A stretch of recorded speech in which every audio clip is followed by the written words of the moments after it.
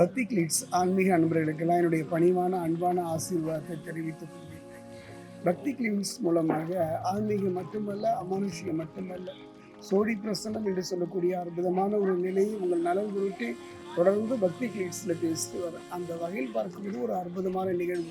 நம்முடைய வாழ்வுகளுடைய முன்னோர்களும் ரிஷிகளும் மகான்களும் ஒரு வார்த்தையை சொல்லி இருக்கின்றார்கள். ஒன்று சொன்னாலும் தெளிவாக நம் நலன் பொருட்டே சொன்னார்கள். அதுதான் நாளும் கோலும் செய்வதைப் போல யாரும் செய்ய மாட்டார்கள் என்பார்கள்.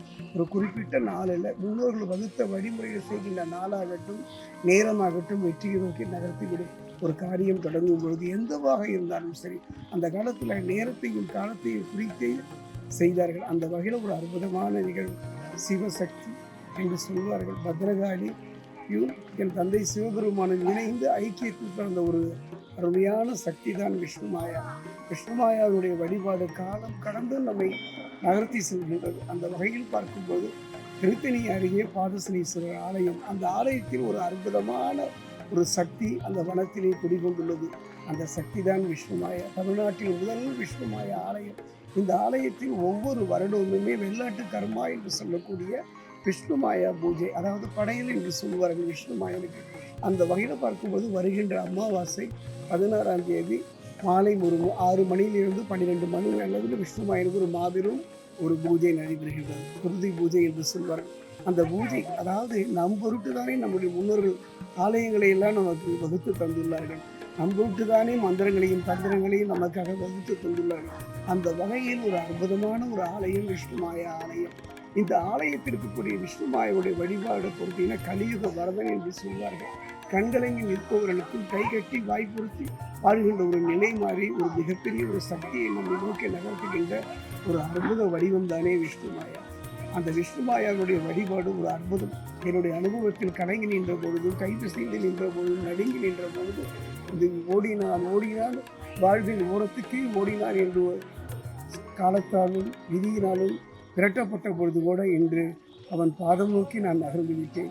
என் வாழ்வில் மலர்ந்த அந்த ஒரு நல்ல நிகழ்வு தான் திருத்தணியில் விஷ்ணுமாயா ஆலயம். அவசியம் நீங்கள் எல்லாம் வந்து கலந்துக்கணும். இந்த பூஜை என்பது மிகப்பெரிய ஒரு சக்தியான பூஜை. ஒரு தந்திரி நடத்துகின்ற ஒரு யாக பூஜை.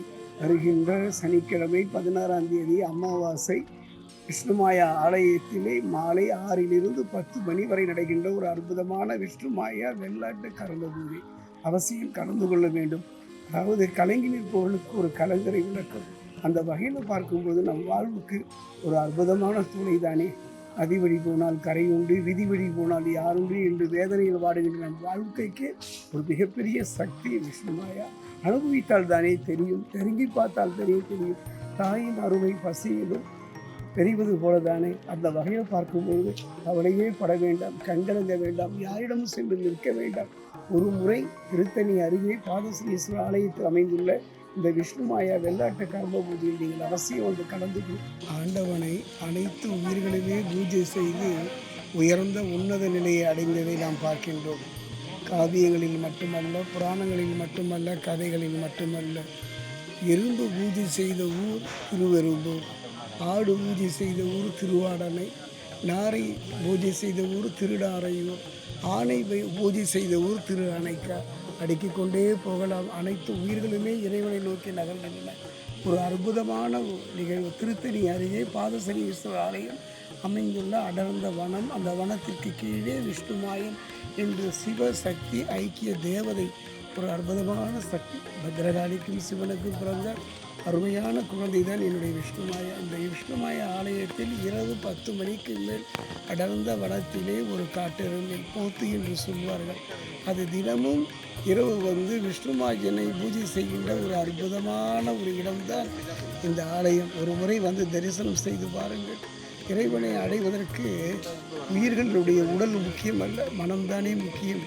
எந்த தவம் செய்தோமோ, எத்தனை காலம் நாம் இறைவனை நோக்கி நகர்ந்தோமோ, ஒரு அருமையான ஒரு நிகழ்வு. தினம் காட்டெருமை வந்து என்னுடைய விஷ்ணுமாயனை பூஜை செய்வதை இன்றும் கண்கூடாக கற்கலாம். அப்படிப்பட்ட சக்தி வாய்ந்த இந்த விஷ்ணுமாயா ஆலயத்திலே தான் வெள்ளாட்டு கர்ம பூஜை நடைபெறுகின்றது. அனைவரும் வந்து கலந்து கொண்டு விஷ்ணுமாயனுடைய அருளை பெற வேண்டும்.